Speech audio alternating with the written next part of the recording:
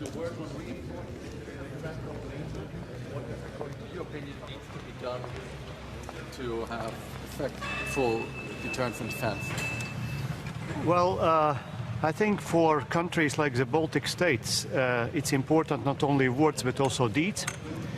And if we are looking, for instance, for the beginning of this war against Ukraine, invasion, then if we would react correctly in 2008, when Georgia was invaded, there would not be Crimea of 2014. If we would act correctly in 2014, there would not be 2022. So will we act now correctly in order to avoid the next war? That's a big question.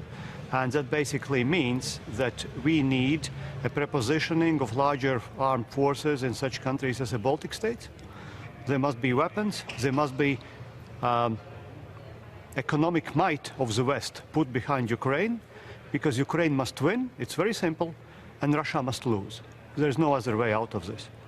If it's different, then we will simply again invite for some kind of Russian activities in the next years. And we don't want this because the Baltic countries have been paying for lunch for others, and we are not ready anymore for that. So we want not only nice words, we want good papers, and we want promises which are held. That's very simple. We met with Georgian colleague, and we're waiting for Madrid summit. What expectations should we have for summit this month, and what topics have you discussed with Georgian colleague?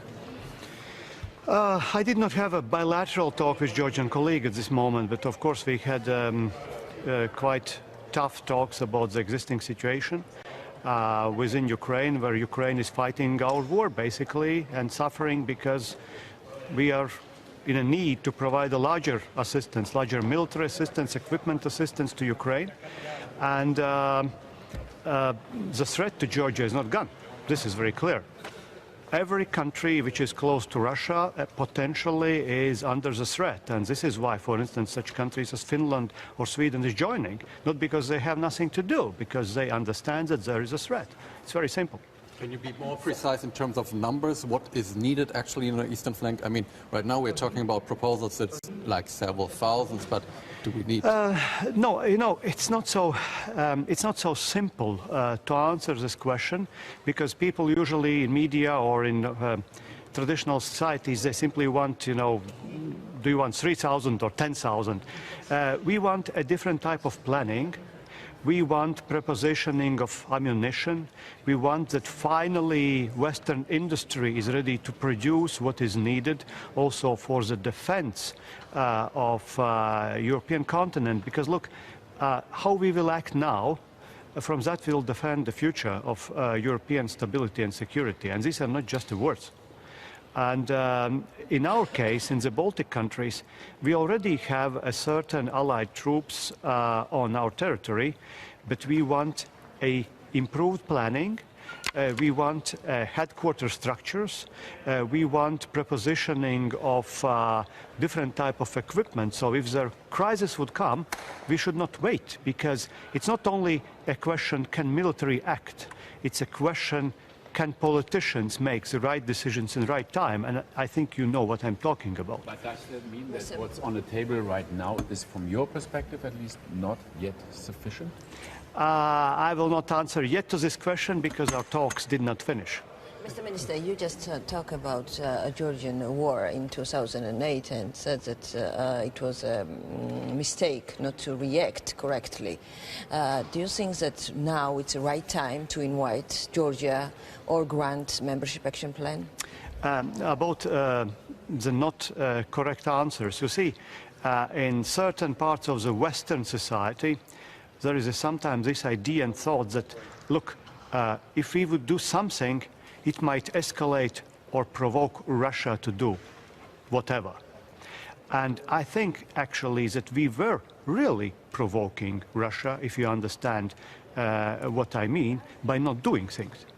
Because when we are not responding correctly to the invasion in Georgia, when we are not responding correctly to the invasion in Crimea, we are actually provoking Russia to act more, because as you remember, if you have been following up, when former Russian Prime Minister Medvedev was speaking briefly before 24th of August, he told, look, dear friends, we invaded Georgia, Western societies were putting sanctions to us, and then they got a fatigue and they were crawling back and asking for life as usual. Now look to the Guardian publications yesterday, day before yesterday. People in the West are already tired. They want peace. They don't care who is guilty. They want gas, they want food, they want grain, and they don't care about justice. They don't care about values in many ways. These are hard statistics. We should stop such type of thinking. We should finally understand, if we want to stop a bully, if we want to stop an aggressor, we must also look into his eyes and tell, you will not proceed anymore because we can fight you back. This is the only answer. Membership of Georgia and granting before this membership action plan. Do you support it? We eventually would support such type of membership, but are you ready at this moment to join? And have you been doing also your homework? That's also a big question. So this is not only the question to the NATO alliance, this is also the question to the country which is applying. And I think at this moment the most current issue is to get Russians out of Ukraine, and actually next week there are meetings of the leaders of European Union. We, in our societies, we are expecting that there would be application possibility for Ukraine to become a candidate country for European Union. That would be a real decision. And Georgia, do you support Grant? Is this a significant moment, or is it just another visit to Kiev? If these three people are bringing weapons, ammunition, and strong support for Ukrainian forces which are dying in trenches, then yes. About Georgia, I cannot answer now. Granting candidate status, I think at this moment this is first question about Ukraine, because Ukraine is bleeding.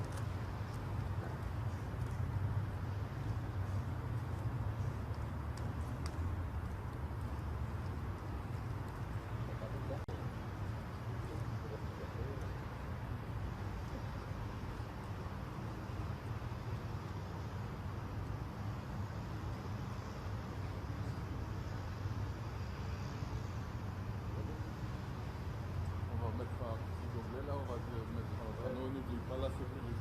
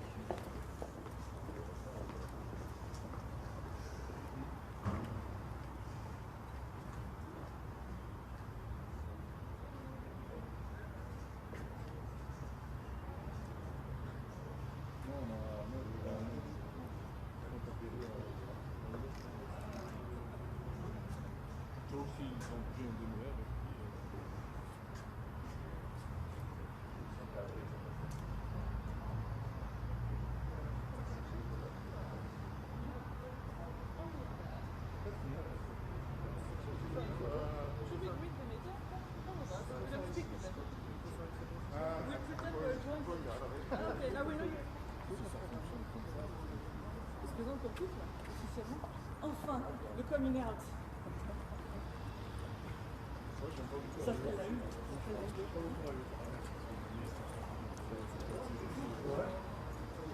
une.